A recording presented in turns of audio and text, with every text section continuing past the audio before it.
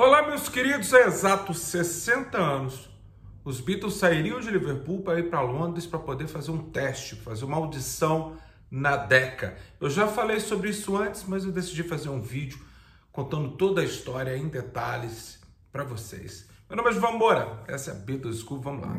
Olá, meus queridos, logo depois do Natal de 1961, os Beatles tiveram ali 3 dias e 4 noites para poder ensaiar o material para eles poderem apresentar na Decca. O Brian Epstein havia conhecido um rapaz chamado Mike Smith, e o Mike Smith prometeu ao Brian que iria dar uma chance para os meninos. Eles teriam que vir de Liverpool para poder fazer uma audição na Decca e iria ser gravado.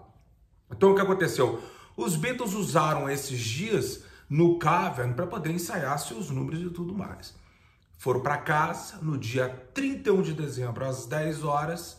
Eles se encontraram no Jolly Miller Pub, ali em West Derby, e chegaram os três, o John, o Paul, o George. Eles chegaram de ônibus, né, com suas guitarras e tudo mais, e o Neil Aspinall chegou com o Pete Best na sua velha van, e ali dentro os amplificadores e tudo mais. O Brian Epstein chegou para dizer tchau para os meninos, mas o Brian iria de trem, meus queridos. Iria de trem e ficaria com uma titia rica lá em Marylebone, em Londres, enquanto os Beatles iriam para um hotel. Neil Aspinall teve que atravessar, naquela época, ele teve que atravessar do norte para o sul e demorou mais ou menos 11 horas de viagem, num inverno rigoroso, até que eles chegassem ali em Londres. Às 10 horas da noite, os meninos chegaram ali no Royal Hotel.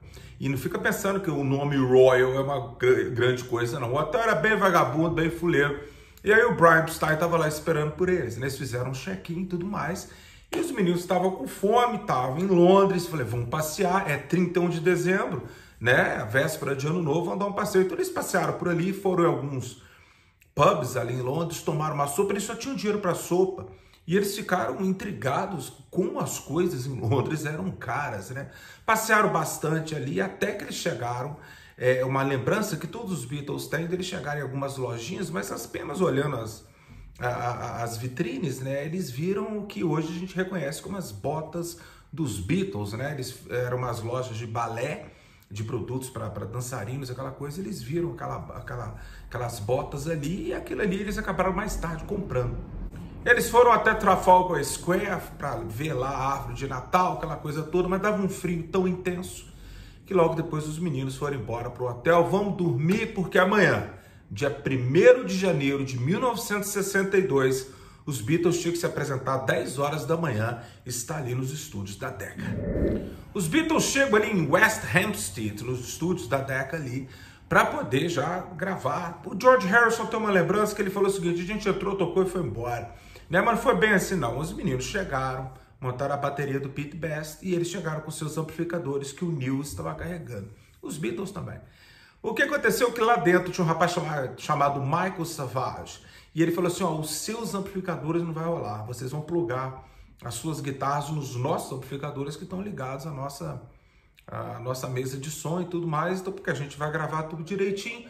O problema disso tudo, meus queridos, que os amplificadores que eles nunca haviam usado, e um outro problema também, que eles não tinham o menor controle do volume, do tom, nada disso dos amplificadores. Ficou tudo para esse cara chamado Mike Savage tomar conta. Então aí já bateu nervoso na galera. O pessoal falou, pô, a gente não vai ter controle do nosso som, aquela coisa toda. E o Mike Smith, que era o cara que iria assistir e produzir aquilo ali, o homem demorou para chegar pra caramba. O homem foi chegar, já era quase meio-dia, com uma ressaca danada da virada do ano.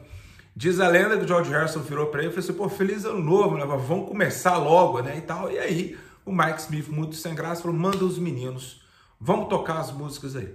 As músicas que eles escolheram entrou para a história que muita gente não gosta, que o pessoal fala assim, ah, não foi muito rock and roll, porque se você ouvir, eu tenho aqui uma cópia da década de 70, né? É um bootleg, logicamente. Se você olhar o selo aqui, acho que nem selo tem, olha só. Nem selo tem. Seu Decca Tapes, aquele completinho, ele tem mais o How Do You Do It, que não tem nada a ver com essa história, eu já contei isso, pelo amor de Deus. Tem nada a ver, tem nada a ver. E aí o que aconteceu? Os Beatles, a escolha do setlist entrou para a história que o Brian Epstein que escolheu aquilo ali para mostrar os meninos comportados, mas não foi isso não. Para quem conhece a história dos Beatles, tem os discos, os bootlegs, vocês sabem que a maioria dessas músicas aqui aparece, por exemplo, no Star Club, que seria gravado no final de 1962. Essa é a história para outro vídeo. E as músicas são mais ou menos as mesmas. Então o próprio John Lennon disse que a escolha não foi do Brian, a escolha foi deles. Né? Porque a escolha das músicas, meus queridos, segundo o livro do Mark Lewisohn, o Tune In, que eu trouxe aqui para poder mostrar para vocês, o Mark Lewisohn divide as músicas em 4 categorias, eu vou ler para vocês. A primeira categoria, que foram 5 músicas, músicas como To Know Her is to Love Her, Memphis, Tennessee, a música do Carl Perkins chamada Sure to Fall, né? Crying, Waiting, Hoping, do Buddy Holly, e também, é isso. Essas são as músicas que os Beatles gostavam de tocar no Cavern, aquela coisa toda. O segundo grupo, que a gente chama da parte cômica, né? Que não funcionou, porque funcionava no Cavern com a reação da galera, né? Que eram as meninas ali e tudo mais. Isso gravado em estúdio, sem contexto nenhum, não era muito engraçado, não. Então, músicas como Searching, Three Cool Cats, Bésame Mucho e Shake of Araby eram músicas que se esperavam, porque o John e o Paul, enquanto o George estava cantando, o John e o Paul faziam caretas. Você deve ter escutado essas versões, né? Save One Chick for Me, yeah, Three Cool Cats, aquela coisa toda. Aquilo tinha graça no palco do Cavern, mas não tinha a menor graça, como eu disse, sem contexto. O terceiro grupo de músicas aqui são os hits, para mostrar como é que os Beatles conseguiam tocar músicas que estavam naquela época nas paradas de sucesso ali. Por exemplo, eles colocaram aqui Take Good Care of My Baby, Till There Is You, September in the Rain, né? Tem essas músicas aqui que eles consideram os hits da época, que é o que estava tocando na rádio. E o quarto grupo, para mim o mais importante, que eram as músicas de Lennon e McCartney, que a gente tem aqui Hello Little Girl, Love of the Loved e Like Dreamers Do. Se você ouvir, você já deve ter ouvido, para quem tem um Anthology 1, a gente tem pelo menos ali umas 5, 6, agora eu não lembro de cabeça. O restante continuou inédito, né? Nunca foi lançado. Há diversas pontos de vista sobre as músicas que os Beatles falaram. O John Lennon costumava zoar, falar que quando ele escutou o Paul cantando Till There Was You, o Paul estava parecendo uma garota, que ele até teve dificuldade de saber que era o Paul, né? E agora, cada Beatle, o seguinte, o John, se você escutar a voz do John em músicas como você escutaria mais tarde, por exemplo, no Live at BBC, como Memphis, Tennessee, é esquisito. O John, o Mark Lewisohn costuma falar que se houve um momento que o John Lennon ficou nervoso dentro do estúdio, foi aqui. Foi nessas gravações da década. O homem estava muito, muito nervoso. O Paul dá para notar em todas as músicas que ele canta que ele estava muito nervoso, estava cantando alto pra caramba. O George, enquanto vocalista, eu acho que ele mandou bem. Shake of Araby, Take Good Care of My Baby. Eu acho que o George mandou bem nessas músicas, né? Há muita gente que reclama dos solos, do trabalho do George na guitarra em diversas músicas, né? Nós temos aqui uma versão de Bésame Mucho que difere, logicamente, da versão de Bésame Mucho que vai ter lá na EMI, já com George Martin, aquela coisa toda. E lógico que tem uma versão na época do Let It Be, que não foi lançada agora no Get Back. Acredito eu que muita coisa do Let It Be não apareceu no Get Back. Acredito eu, porque o Let It Be deve ser lançado em Blu-ray, em DVD, ano que vem. Acredito eu, esse seria o motivo. Meus queridos, segundo George Harrison, demorou mais ou menos 2 horas e meia para gravar isso tudo. Logo depois, os Beatles foram dispensados, eles voltaram para o hotel. Muita gente usa essas gravações para mostrar como que o Pete Best era ruim, para passar um pano pro nosso querido Pete, né? Como diz um amigo meu um dia desse, nenhum baterista dos Beatles morreu. Paul McCartney tá vivo, Ringo tá vivo, Pete Best também, e o Jimmy Nichols, uma piadinha que tá rolando pela internet aí, todos os bateristas dos Beatles. Mas o que acontece é que o Pete Best, ele teve a oportunidade aqui na Decca de usar todo o seu kit. Fica, né, naquele estilo que já virou piada, aquele estilinho do Pete Best ali. Ele sai do tempo em algumas músicas, dá para notar, né? Porque, eu não sei se vocês sabem disso, mas quando os Beatles foram gravar com Tony Sheridan, ainda em 61, lá em Hamburgo, na Alemanha, eles foram gravar, não era um estúdio, era um auditório que eles estavam usando para poder gravar, né?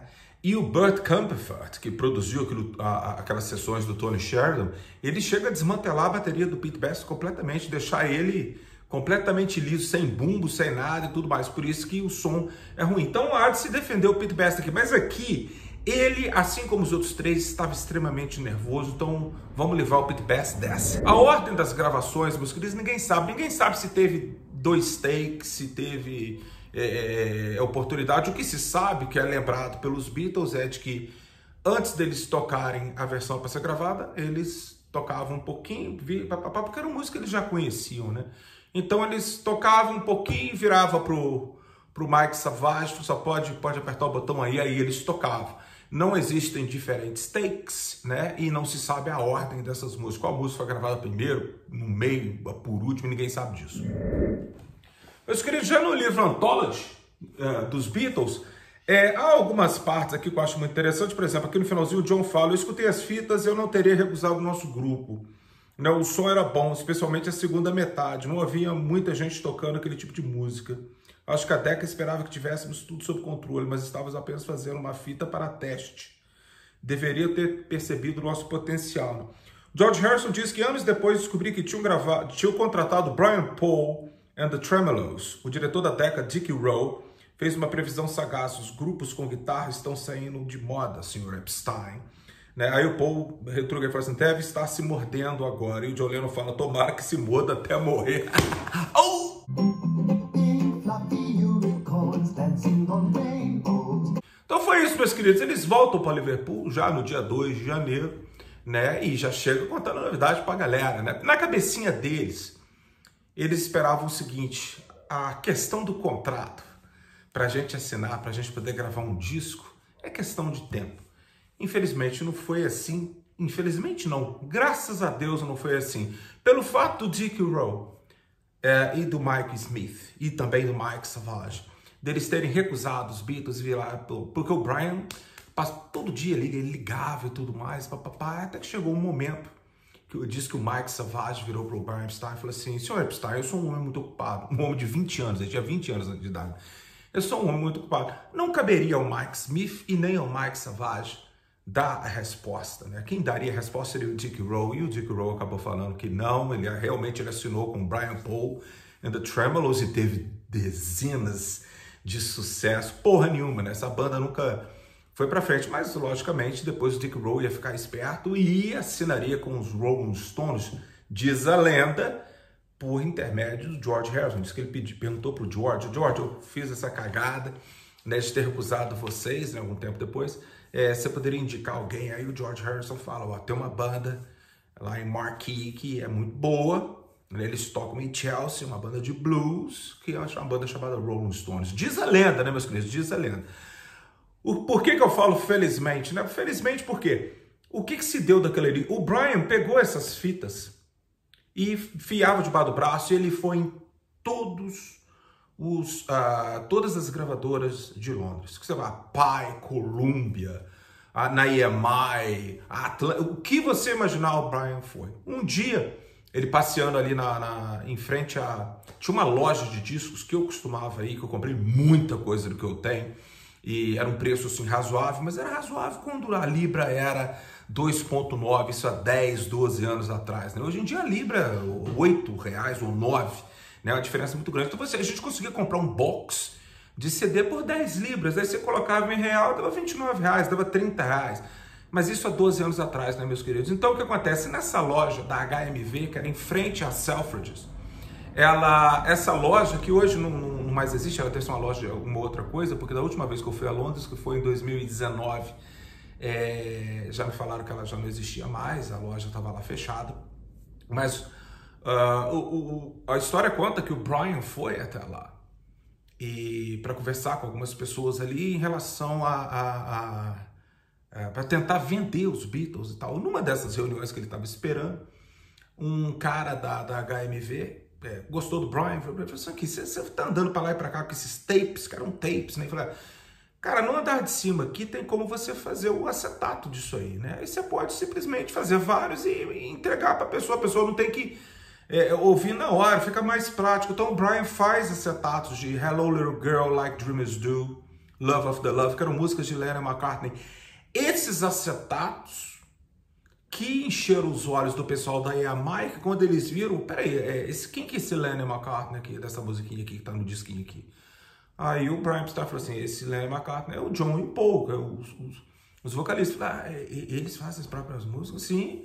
E aí a história conta que foi neste momento que os tubarões, ali, os grandes figurões da EMI, viraram para o George Martin, no pequeno selo que pertencia a EMI, que era a Parlophone, viraram para o George Martin e falaram assim, dá uma chance para esses moleques aí, porque se der errado, a gente pega os copyrights das músicas dele, porque esse pessoal lá do norte é tudo ignorante, tudo burro, a gente vai pegar essas músicas todas pra gente. E assim foi.